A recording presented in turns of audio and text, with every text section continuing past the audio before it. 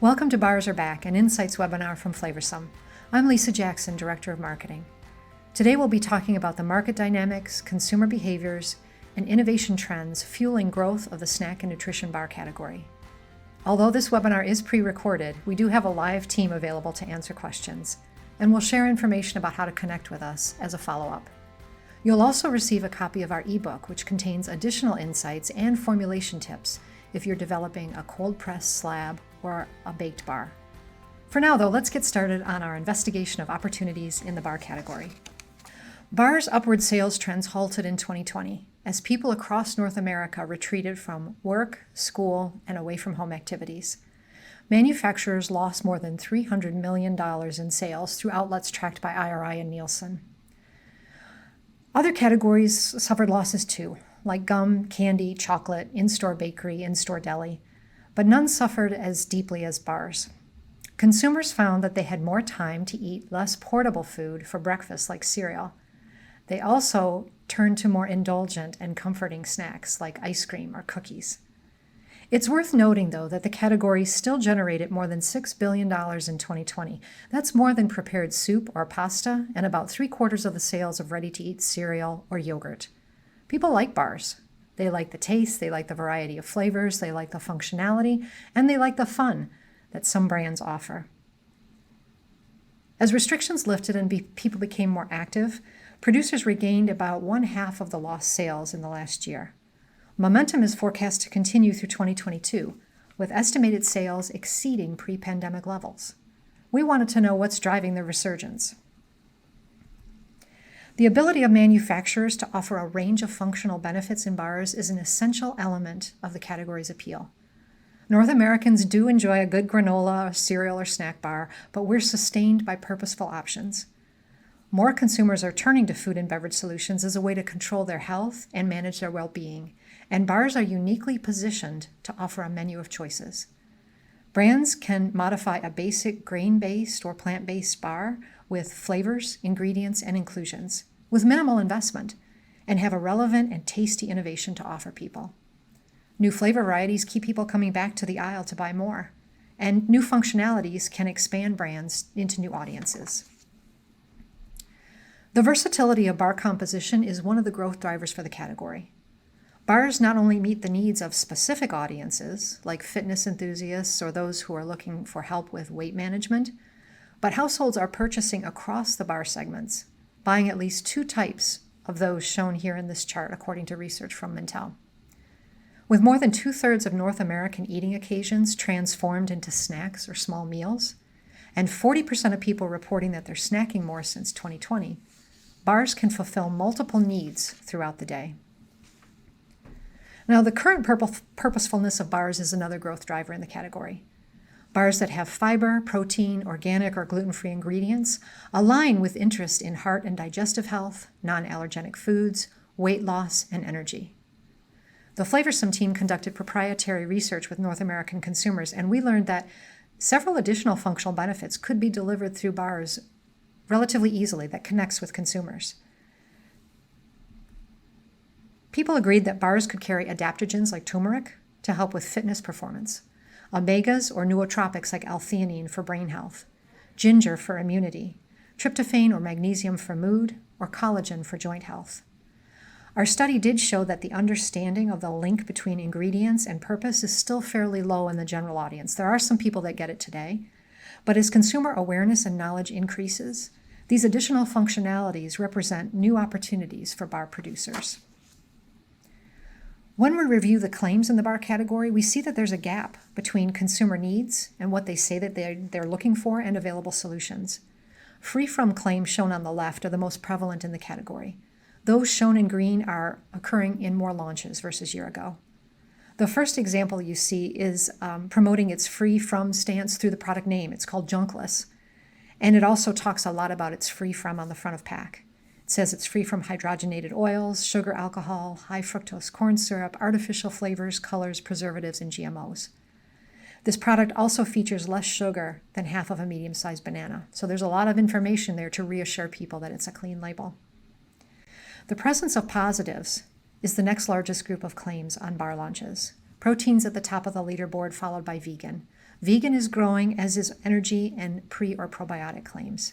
And here's an example from GNC with a lean bar.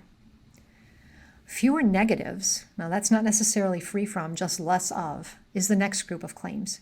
Producers are lowering added sugars, fats, sodium, and carbs. And there's an example of a low-carb entry.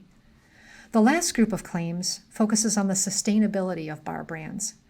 Now, while the Good to Go bar example showcases low carbs, the brand also donates 1% to green initiatives. And the Cliff Bar example, it's an energy bar. It includes 1 shot of espresso with 65 milligrams of caffeine, but it also touts contributions to mitigate the effects of climate change on the coffee supply chain. The decision to formulate functionality into bars carries challenges for producers. If you add protein or vitamins, they carry bitter, chalky, or sometimes off notes, and they may require the use of masking solutions, especially with some of the more familiar proteins, or if you're doing a really high protein bar like this Quest bar with 17 grams. Sugar reduction strategies also require support. So as you move away from sugar to alternative sweeteners like erythritol in the Quest example, or monk fruit in the Monk Pack brand, this can lead you to want to look at flavor solutions that improve the taste profile of the bars and deliver that sweetness level that consumers enjoy or expect. The protein source that you choose can also help with the bar taste and texture. This chart from Innova Market Insights shows alternative proteins like hemp, brown rice, or potato, shown in green in the lower right. They have reasonable distribution in the marketplace and they are growing. The next generation of plant proteins that's growing rapidly is shown in orange. Producers continue to look for tasty solutions, so they're turning to grain bases like oat, or seeds like pumpkin, almond, or chickpea. In the lower left corner, there are other lesser-known protein options that are also growing, things like broad bean or chia. Here are 4 examples from Mintel that include some of these new alternative proteins. The Love Good Fats uses fava bean protein. One Planet uses a blend of pea, rice, and almond protein. Vital uses a blend too. They've added collagen peptides and almond protein, while the Chronobar incorporates both rice and pumpkin seed proteins. In addition to facing formulation challenges, if you're dealing with functionality, you also have to deal with regulatory complexity. In the US, the regulatory agency is the Food and Drug Administration, the FDA. In Canada, the Canadian Food Inspection Agency, CFIA, also offers guidance about on-pack claims for food and beverage. Here are examples of sugar claims in North America and the requirements that need to be met to put something on pack. For meal replacement bars, the CFIA outlines very specific requirements about the calories, protein, energy from fat, and vitamins and minerals. And it doesn't stop there. If you do decide to make a protein claim, you're also facing regulatory guidelines. Levels in the US reflect the amount of protein that's linked to customary consumption on a daily basis, so that is going to require some research to understand what that is. Canada's food and drug regulations also specify requirements for protein claims. Fortunately, both countries have websites that offer detailed support to food and beverage producers who want to make any type of product claim. Some flavor houses like Flavorsome can also answer your regulatory questions. But there's more that bar producers can use to innovate beyond functionality. You can also attract interest with characteristics of the bar. Texture, for example, can set your brand apart, and it offers you a new way to connect with consumers. In the last 4 years, about 1/3 of bar launches featured a texture call-out.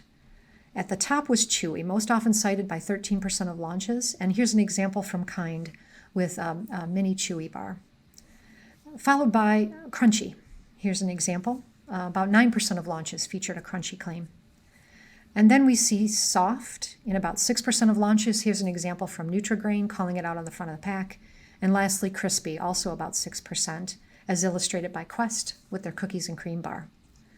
Textures can help you, or texture callouts can help producers in a couple of ways. It can help establish and meet consumer expectations. If you say it's soft, then they know what it's going to taste like versus crunchy or crispy. It can also help brands like Nutri-Grain or Kind that offer multiple textures under the same name. It helps you differentiate and stand out and differentiate the individual items.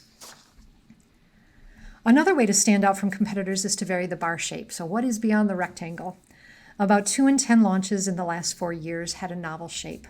Other than that, Here are some examples. So you see there's a churro that's actually in the shape of the cinnamon sugar snack. Then there's a bite, a cluster form. Another bite example from Nutri-Grain, but this is a filled option. High Key offered mini protein Krispies that look like 2-bite Rice Krispie bars. Pillsbury decided to create a bar that looks like a s'more, so it's in the shape of a square like the graham cracker. Nature's Heart also went for the little bites. And Clif has introduced minis, which look like they're a 2 or 3 bite compared to the larger bar. They also point out it's 100 calorie, and so the size definitely ties into the calorie count there. The bite-size options are really compelling, especially if you package them in single sizes, because it's another way to connect with consumers who are looking for portion control solutions.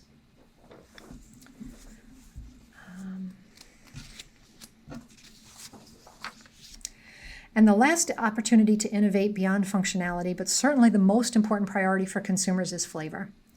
This chart shows the top 15 flavors for bars launched in North America since 2019. Those shown in green had more launch activity in the last 52 weeks.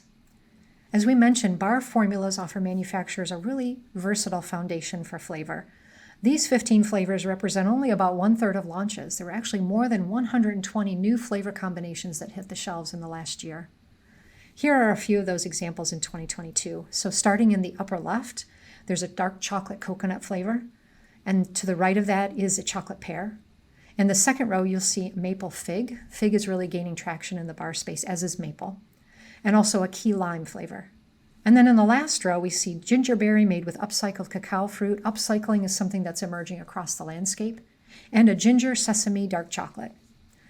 So with a versatile platform and so many flavors to choose from, how do you figure out the direction to go with flavor? Well, if you're pursuing a functional claim or targeting a specific audience, a flavor can become a useful cue that reassures consumers about the bar taste. If you have a no added sugar claim, for example, flavors like banana, lemon, mango, or blueberry can sweeten the experience. If you are making a digestive claim, there are certain spices that have prebiotic qualities like cinnamon or mint that could be good cues. You could also tap into fruits that are prebiotic like cherry or berries. All of those clearly tie to the bar's purpose. If you're developing a child-focused bar brand, familiar flavors, like those shown in purple, will build appeal not only among children, but also among parents. They know that their child will like a strawberry bar. And then lastly, with high-protein formulations, peanut butter flavor has inherent masking properties, so it's a great one to pair with high-protein bars. Coconut is also another solution because it's linked to higher protein levels. As we wrap up, here are a few final thoughts about the future of snack and nutrition bar. We expect sales and innovation to continue to grow as consumers return to more active lifestyles. And with more consumers treating food as medicine and being open to enhanced functionality from bars as shown in our study, we expect more purposeful bars will launch. Formulators have many more protein options and sweetener solutions to choose from to deliver great taste with functionality. And they can also use texture, shape, and flavor to create excitement and great taste for consumers.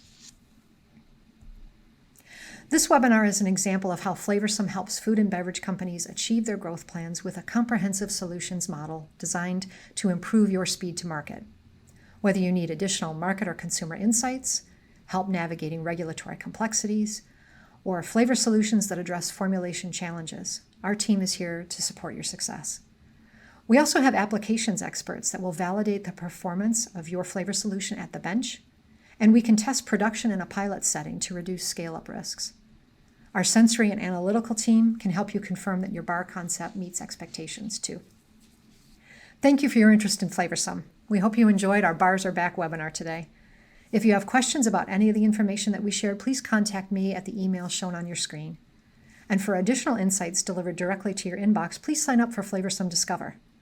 Remember, look for our ebook that explores the bar market a little more deeply, along with formulation tips, to arrive via email soon. Thanks again for your time.